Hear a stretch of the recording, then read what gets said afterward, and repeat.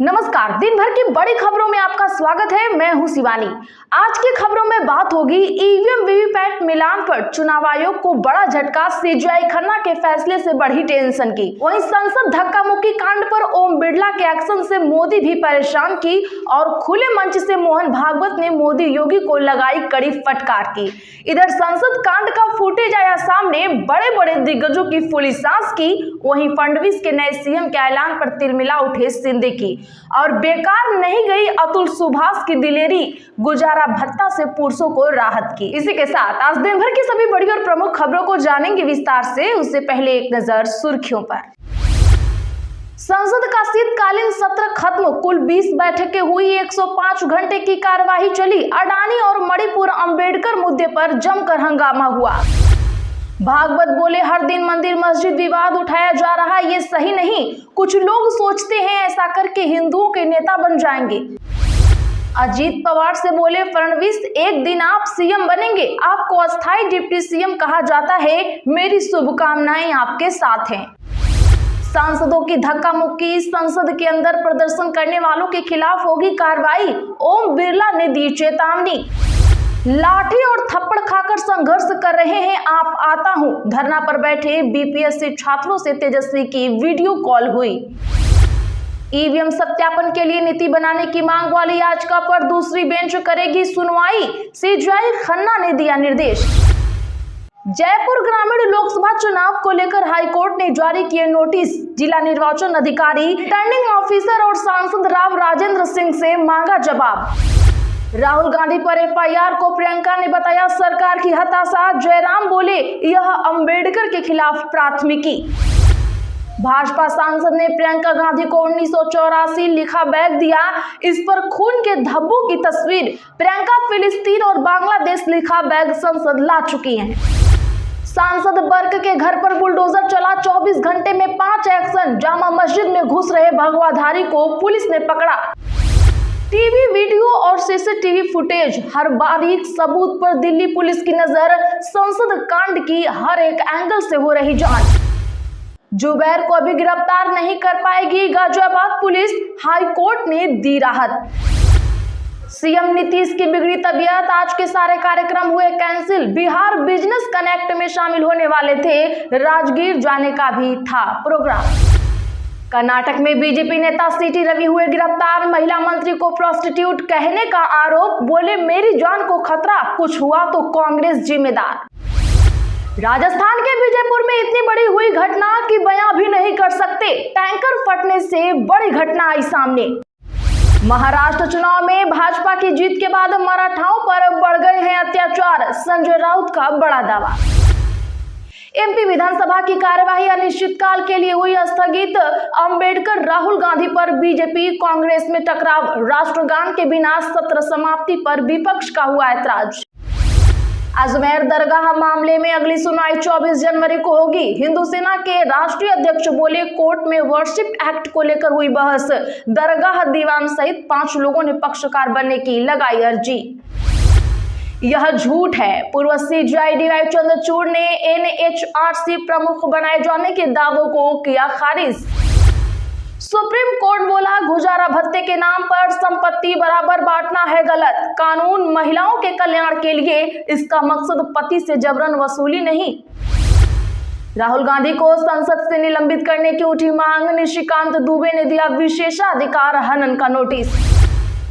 उनके योगदान को हमेशा याद रखा जाएगा, हरियाणा के पूर्व सीएम ओम प्रकाश चौटाला चल बसे, फारूक अब्दुल्ला ने जताया दुख। चलिए अब जानते हैं बड़ी और प्रमुख खबरों को विस्तार से। उससे पहले वीडियो को लाइक करें, साथ ही आपसे रिक्वेस्ट है खबरों को आखिर तक जरूर देखें। आरएसएस मोहन भागवत बोले हर दिन मंदिर मस्जिद विवाद उठाया जा रहा है, ये सही नहीं। कुछ लोग सोचते हैं कि ऐसा करके हिंदुओं के नेता बन जाएंगे। दरअसल बता दें कि राष्ट्रीय स्वयंसेवक संघ के प्रमुख मोहन भागवत ने आज मंदिर मस्जिद विवादों को फिर से उठने पर चिंता जताई। भागवत ने कहा कि अयोध्या के राम मंदिर के निर्माण के बाद कुछ लोग ऐसा मानते हैं कि वे ऐसे मुद्दे उठाकर हिंदुओं के नेता बन जाएंगे, इसे स्वीकार नहीं किया जा सकता। भागवत बोले, भारत को यह दिखाने की जरूरत है कि हम एक साथ रह सकते हैं। हम लंबे समय से सद्भावना के साथ रह रहे हैं। अगर हम दुनिया को यह सद्भावना देना चाहते हैं तो हमें इसका एक मॉडल बनाने की जरूरत है। भागवत ने आगे कहा कि बाहर से आए कुछ समूह अपने साथ कट्टरता लेकर आए हैं और वे चाहते हैं कि उनका पुराना शासन वापस आए, लेकिन अब देश संविधान के अनुसार चलता है। इस व्यवस्था में लोग अपने प्रतिनिधि चुनते हैं जो सरकार चलाते हैं। ईवीएम सत्यापन के लिए नीति बनाने की मांग वाली याचिका पर दूसरी बेंच करेगी सुनवाई, सीजेआई खन्ना का निर्देश। जी हां दर्शकों, बता दें कि सुप्रीम कोर्ट ने आज कहा कि इलेक्ट्रॉनिक वोटिंग मशीनों के सत्यापन के लिए नीति बनाने की मांग वाली याचिका पर अगले साल जनवरी में जस्टिस दीपांकर दत्ता की अध्यक्षता वाली बेंच सुनवाई करेगी। भारत के मुख्य न्यायाधीश संजीव खन्ना और जस्टिस संजय कुमार की पीठ ने कहा कि इस मुद्दे पर हरियाणा के पूर्व मंत्री और 5 बार के विधायक करण सिंह दलाल और लखन कुमार सिंगला की नई याचिका पर जस्टिस दत्ता की अध्यक्षता वाली पीठ 20 जनवरी 2025 से सुनवाई करेगी। चुनाव आयोग की ओर से पेश वरिष्ठ अधिवक्ता मनिंदर सिंह ने याचिका को खारिज करने की मांग करते हुए कहा कि इस तरह की याचिकाएं पहले भी खारिज की जा चुकी हैं। बता दें कि इससे पहले 13 दिसंबर को जस्टिस विक्रमनाथ और पीबी बराले की पीठ ने याचिका पर सुनवाई करने से साफ इनकार करते हुए कहा था कि इसे उसी पीठ को सुनने दिया जाए जिसने इस तरह की याचिकाओं पर सुनवाई की है। अब इसे सीजेआई खन्ना की अगुवाई वाली पीठ के समक्ष सूचीबद्ध किया गया है। 26 अप्रैल को अपने फैसले में सर्वोच्च न्यायालय ने ईवीएम में हेराफेरी के संदेह को निराधार करार दिया था। हालांकि शीर्ष अदालत ने चुनाव परिणामों में दूसरे और तीसरे स्थान पर आने वाले असफल उम्मीदवारों के लिए एक रास्ता खोल दिया और उन्हें चुनाव पैनल को शुल्क भुगतान करके लिखित अनुरोध पर प्रति विधानसभा क्षेत्र में 5% ईवीएम में लगे माइक्रो कंट्रोलर चिप्स के सत्यापन की मांग करने की अनुमति दी थी। आखिर चुनाव आयोग को इससे क्यों टेंशन हो रही है, कमेंट जरूर करें। सांसदों की धक्का मुक्की, संसद के अंदर प्रदर्शन करने वालों के खिलाफ होगी कार्रवाई, ओम बिरला ने दी चेतावनी। दरअसल बता दें कि आज लोकसभा अध्यक्ष ओम बिरला ने सत्ता पक्ष और विपक्ष के सदस्यों के बीच धक्का मुक्की की घटना को लेकर प्रतिक्रिया दी। उन्होंने आज कहा कि सांसदों को संसद भवन के परिसर में धरना प्रदर्शन न करने की चेतावनी दी। लोकसभा अध्यक्ष ने बताया कि अगर कोई संसद भवन के परिसर के भीतर प्रदर्शन करते हुए पाए गए तो उनके खिलाफ उचित कार्रवाई की जाएगी। उन्होंने कहा कि संसद की मर्यादा और गरिमा सुनिश्चित करना सबकी जिम्मेदारी है। लोकसभा अध्यक्ष ओम बिरला ने कहा, माननीय सदस्यगण, मैं आपसे आग्रह करता हूं कि संसद की गरिमा और मर्यादा बनाए रखना सबकी जिम्मेदारी है। संसद भवन के किसी भी द्वार पर प्रदर्शन करना उचित नहीं है, आपको नियमों का पालन करना पड़ेगा।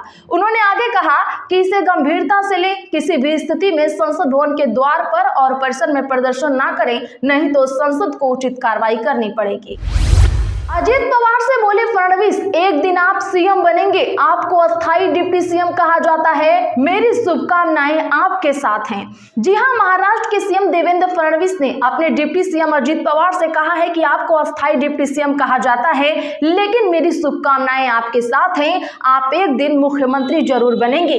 सीएम ने कहा वे और दोनों डिप्टी सीएम 24 घंटे काम करेंगे। अजित पवार सुबह काम करेंगे क्योंकि वे जल्दी उठते हैं, मैं दोपहर 12 बजे से आधी रात तक ड्यूटी पर रहता हूं, जबकि रात भर आप सभी जानते हैं कि कौन है, शिंदे जी देर रात तक काम करने के लिए जाने जाते हैं। बिहार में लाठी और थप्पड़ खाकर संघर्ष कर रहे हैं आप, मैं आता हूं। धरना पर बैठे बीपीएससी छात्रों से तेजस्वी की वीडियो कॉल। जी हां, 70वीं बीपीएससी की प्रारंभिक परीक्षा दोबारा करवाने को लेकर धरना जारी है। इस बीच उन्हें नेता प्रतिपक्ष तेजस्वी यादव का भी पूरा समर्थन मिल रहा है। तेजस्वी यादव ने वीडियो कॉल पर बीपीएससी अभ्यर्थियों से बात की। इस दौरान तेजस्वी ने छात्रों को आश्वासन दिया कि वे 2-3 दिन में जरूर मुलाकात करेंगे। छात्रों पर हुए अत्याचार को लेकर मेरे दिल में बहुत दर्द है। तेजस्वी ने कहा कि याद रखिए, जो लड़ेगा वही जीतेगा। तेजस्वी ने कहा कि हम शारीरिक रूप से वहां नहीं हैं, लेकिन हम आपके साथ हमेशा हैं, क्योंकि मेरा पहले से शेड्यूल तय था। मुझे पता है कि आप लोगों को सुविधा नहीं मिल रही है। जब डीएम खुद ही थप्पड़ मार रहे हैं तो क्या सुविधा मिलेगी। जयपुर ग्रामीण लोकसभा चुनाव को लेकर हाईकोर्ट ने जारी किए नोटिस। जिला निर्वाचन अधिकारी, रिटर्निंग ऑफिसर और सांसद राव राजेंद्र सिंह से मांगा जवाब। दरअसल बता दें कि आज जयपुर ग्रामीण लोकसभा सीट के चुनाव परिणाम को लेकर हाई कोर्ट ने नोटिस जारी किए हैं। कांग्रेस प्रत्याशी अनिल चोपड़ा की चुनाव याचिका पर सुनवाई करते हुए जस्टिस विनोद कुमार भरवानी की अदालत ने नोटिस जारी किए हैं। अदालत ने जिला निर्वाचन अधिकारी, रिटर्निंग ऑफिसर, सांसद राव राजेंद्र सिंह और सभी प्रत्याशियों को नोटिस जारी करके जवाब मांगा है। चुनाव याचिका में 4 जून को आए परिणाम को चुनौती देते हुए रिकाउंटिंग की मांग की गई है। दरअसल लोकसभा चुनाव में जयपुर ग्रामीण से बीजेपी प्रत्याशी राव राजेंद्र 1615 वोटों से चुनाव जीते थे। लेकिन बता दें कि संजय शर्मा ने कहा, उसी दिन जारी नोटशीट में निर्वाचन विभाग ने माना कि जयपुर ग्रामीण लोकसभा सीट पर कुल 2738 पोस्टल बैलेट खारिज हुए हैं, जो हार के अंतर से ज्यादा हैं। राहुल गांधी पर एफआईआर को प्रियंका ने बताया सरकार की हताशा। जयराम बोले, यह अंबेडकर के खिलाफ प्राथमिकी। जी हां, लोकसभा में विपक्षी नेता राहुल गांधी के खिलाफ दर्ज एफआईआर पर कांग्रेस भड़क उठी है। उसका कहना है कि राहुल के खिलाफ दर्ज एफआईआर सरकार की हताशा का प्रतीक है। साथ ही दावा किया कि भाजपा इस तरह के कदम ध्यान भटकाने के लिए उठा रही है, क्योंकि वह जानती है कि देश में भीमराव अंबेडकर का अपमान बर्दाश्त नहीं होगा। वहीं विपक्ष का कहना है कि यह एफआईआर अंबेडकर के खिलाफ है। उनका कहना है कि भाजपा जानती है कि अंबेडकर के बारे में उसकी वास्तविक भावनाएं खुलकर सामने आ चुकी हैं और इसीलिए वह खुद इस मुद्दे को उठाने वाले विपक्ष से डरी हुई है।